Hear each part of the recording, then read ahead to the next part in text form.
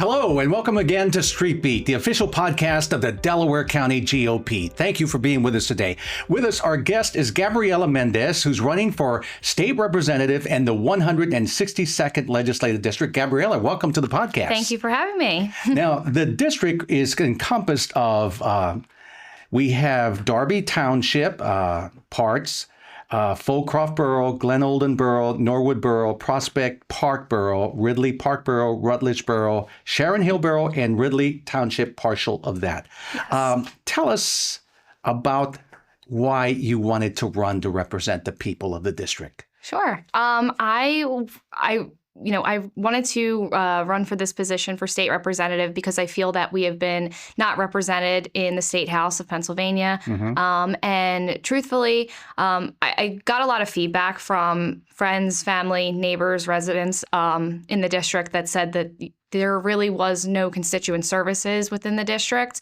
that were available. It seemed like nobody could really get an answer from our current representative. And our district is big, it's diverse, and it encompasses a lot of different areas that have different problems. And our current representative is just not willing to look into these issues and solve them. And I think when in this race, it's really about meeting people where they're at. And so I've gone door to door to about 8,000 doors, talk to the residents firsthand to see what issues matter most to them, because that's what I'll bring up to Harrisburg with me is the issues that matter most to our constituents in the district.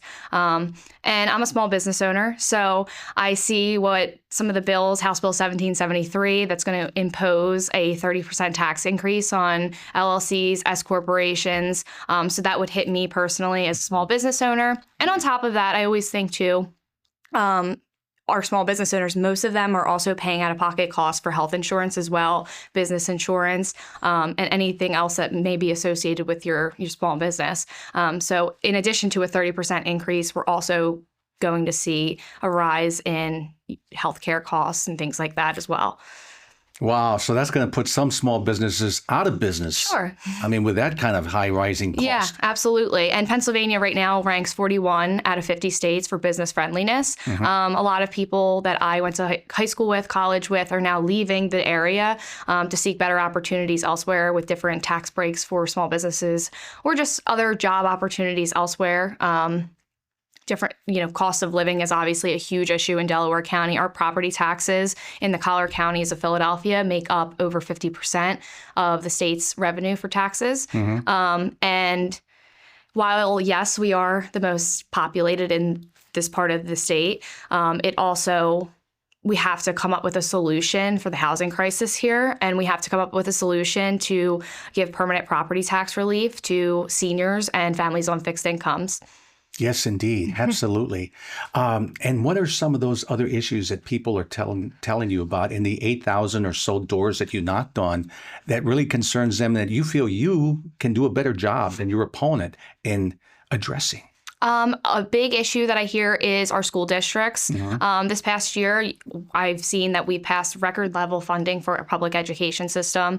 However, my teacher friends that teach within our school district, within Southeast Delco, Ridley School District, Interborough School District, they all have the same concerns that they don't have the resources to teach their students. And it's also not reaching their paychecks either. So I echo their concerns and, when I talk to them about this, I say, did you hear that we just passed record level funding for public education? And they're like, we had no idea. It's not trickling down to us. So I think we have to fix the broken education system. We can't keep throwing money at a problem, especially if nothing is getting better. It's like a bottomless pit. Sure. I mean, you're throwing the money in, but where is it going? What does it make you wonder? What are they doing with this money if it's not trickling down to where it's needed? And I think the statistic that was the most alarming to me was that 73% of fourth graders in Pennsylvania cannot read or do math at a proficient level. And to me, that was really concerning because I went to public school and I loved public school. I loved Interborough High School and, the teachers and the friends that I made there. And it's just a shame that kids now are not getting the same education that I did just a few under 10 years ago. That is shocking. What do you think about school choice? I mean, should people have a choice where they send their kids? I mean, if they're not getting the results from where their kids are going now, like you just pointed out with these statistics, shouldn't they have a choice to say, I don't want my kid to go there, I want them to go here? Sure.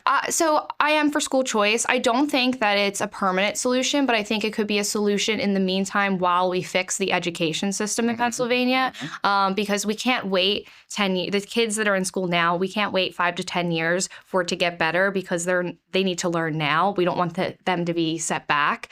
So I think school choice is a great option. And I think in parts of my I district, gotta ask you, I mean, if you sent your car to a mechanic to get it fixed and then you left and the car is still broke, would you continue to go to that mechanic or would you switch and go to someone else to get the job done? no, I would switch and get the job done with somebody else. Similarly, shouldn't we be doing the same thing? If the schools aren't working, we should be giving parents a choice? Yeah, absolutely. And I think that more parental involvement in education system is really crucial. My background's sort of interesting. I lost my mom when I was 14 to cancer. I'm sorry to hear that. Thank you. And obviously, it was a difficult time for me. Yes. I was not focused on school or really just anything. And my aunt, I moved in with my aunt in 8th grade, and she was very heavily involved in my education after that because she kind of had to be, making sure that I was getting counseling through the school district, making sure that I was passing my classes. I was still involved in sports. And that's really what put me on the path to be able to graduate, go to college, and, pursue being state representative for the 162nd district. So I thank her for that because if she wasn't as heavily involved, I probably maybe wouldn't have made it as far as I have. But back to school choice, I think that, it would be a great solution for the now. And then we can see where we are in 5 years with the public education system and bringing back some of the programs that we lost during COVID. I hear that all the time throughout the district is that some of the after-school programs are gone. Some of the athletic programs are gone. And the biggest thing for me is that if we're passing historic budgets to public education, why are we not seeing that trickle down to our teachers? And why are we not seeing that trickle down to our students? I have teachers in the district telling me that they have textbooks that are older than we are. So, I mean, I don't know how you could properly teach a student, say in history, if you have a textbook that is so outdated. Yes. Because there's so much that has happened in the last decade in history. So I think that we need to do better and actually look at where the money's going. We can't keep throwing money at a problem without actually finding the solution, because the numbers in Pennsylvania for proficiency in basic subjects like reading, math, science, are just trickling down lower. They're not getting any better. So we need to come up with a better solution and actually look and figure out what we can do better. Well, I agree, because if you keep throwing money at the mechanic and the car's still not working properly, why would you keep throwing money at this mechanic and not go to others? They're getting all this record funding and we're not seeing the results with these kids. Sure. They're not getting the results. And I think that's a really good point as to, the difference between myself and my opponent. My opponent's been there for 6 years. And in the last 6 years, our infrastructure has gone downhill. Our education system has gone downhill. Our taxes have gone up. And the quality of life in the 162nd district is down.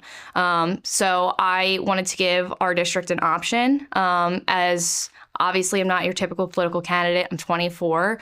And I think that I embody what the district is, and I'll meet people where they're at, and that's the difference between myself and my opponent. Well, that's wonderful, because at the age of 24, it seems that you have garnered a lot of wisdom from this terrible experience of losing your mom at the age of 14. But then you saw about the educational system and you were raised with focus on this kind of thing that's going on in our school system. Sure. And you've learned from that and you're bringing that wisdom to the table. And that's what you're offering the people of the district. What are some of the other issues you feel need to be addressed in the 162nd? Our infrastructure. We have quite a few bridges in the district. One is in Glen Olden.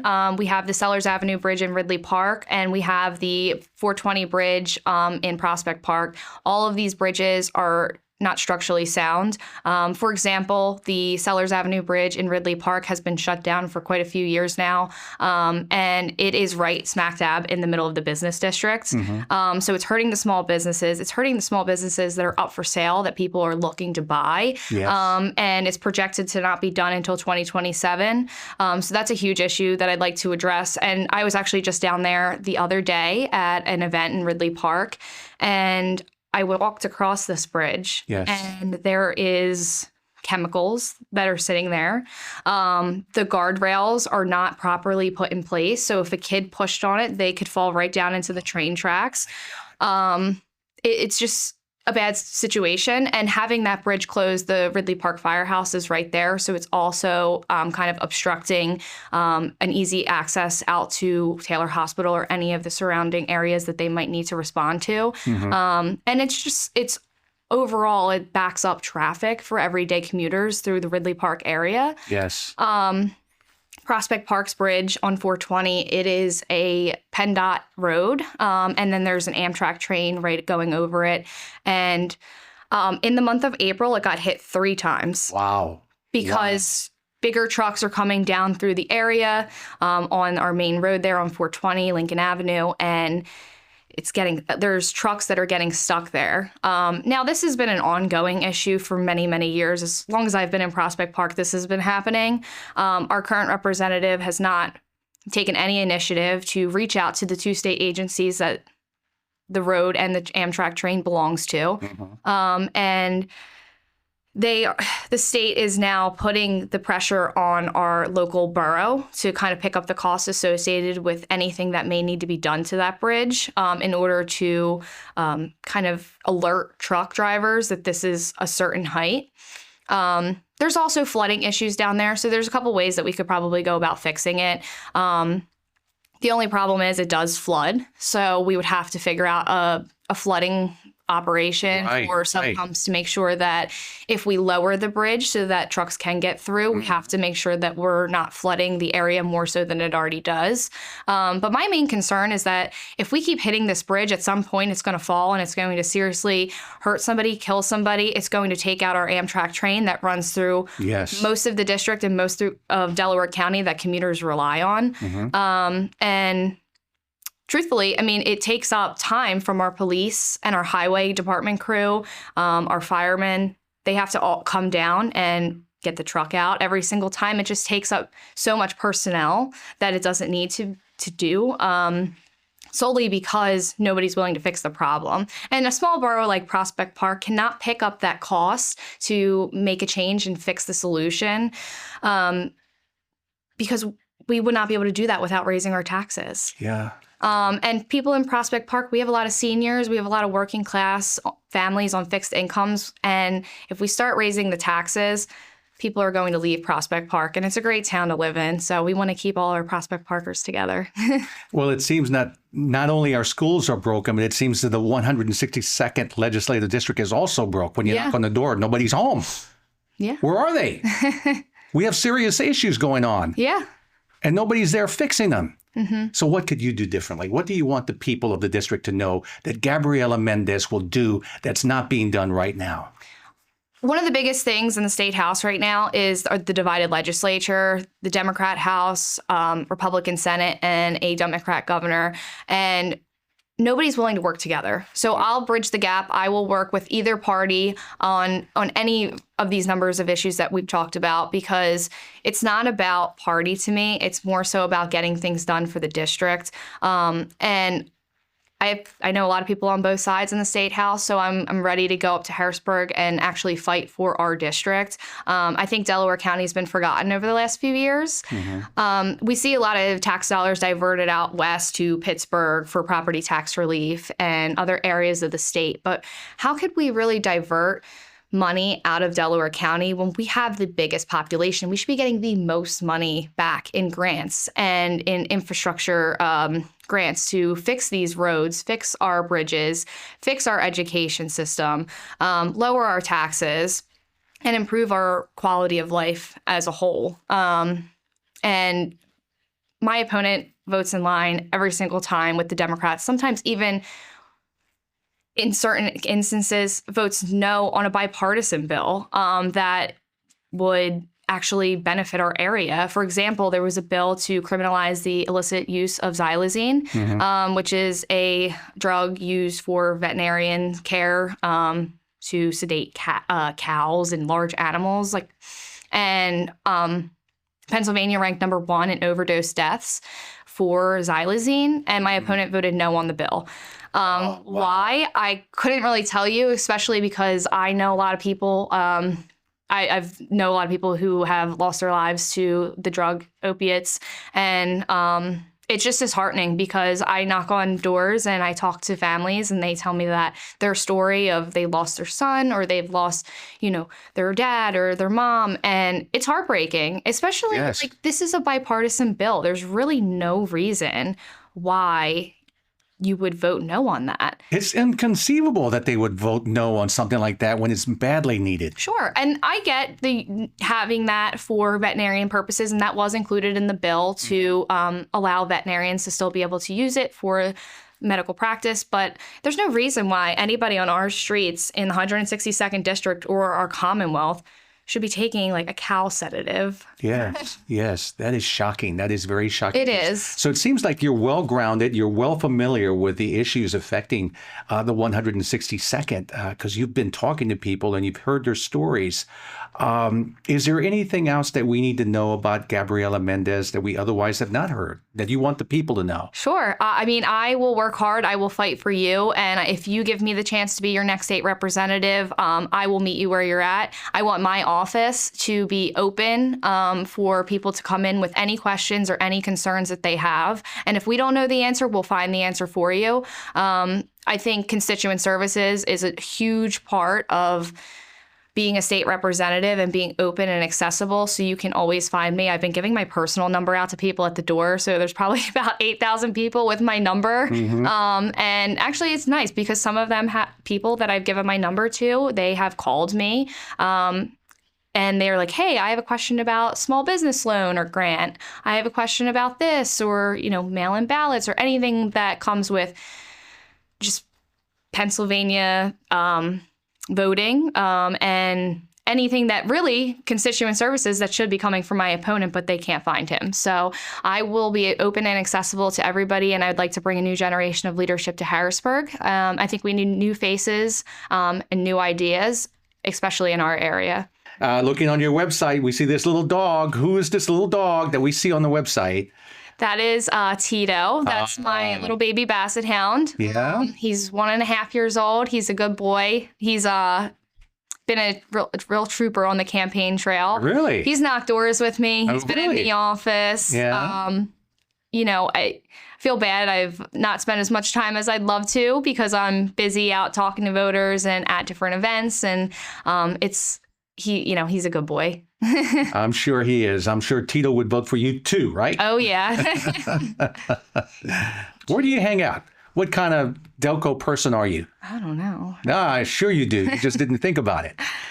Oh, geez. Are you a coffee person, go to Wawa in the morning for coffee, or you go here, or you do this, or sports activities? What does Gabriella Mendez do in Delaware County that makes her part of Delaware County and the fabric of Delaware County? I just love, visiting our small businesses in the district. There's so many great restaurants and shops to visit in our area. And as a small business owner, I always try and shop small in our area because it really actually helps boost our economy, especially in the 162nd District. We have great businesses and restaurants and bars in Ridley Township, Prospect Park, Ridley Park, and so on and so forth. And there's a lot of businesses that have been there for a very long time, and I'd like to keep them within the district and keep them within our fabric of our community. You can usually find me on a Sunday down at the Eagles. Big Eagles fan. And you even say it right, the Eagles. You have to get a cheesesteak and go down to the stadium, and I'm a big Philly sports fan, so I'm usually there if I'm not within the district or at home. And I'm probably one of those obnoxious Eagles fans. It's like yelling in your face, but Do you dress up and all like some people do here in Delco? I don't do like the whole get up, but I definitely wear my Eagles gear, my Eagles hat, any Eagles gear that I have. Yeah, if you see me out there, give me a hello and go Birds, and yeah. And you'll be one of those that'll go Eagles, Eagles. Oh yeah, Eagles all the way, Phillies all the way. It's a shame they didn't make it as far as I'd hoped. We'll see. We'll see this year, hopefully. Yes, absolutely. But yeah, if you see me out, give me a go Birds. Since it's a very close race, and it is a close race, and we're just a few days from November 5th, what would you urge the people of the 162nd Legislative District to go out there and vote for you? I would say please do your research.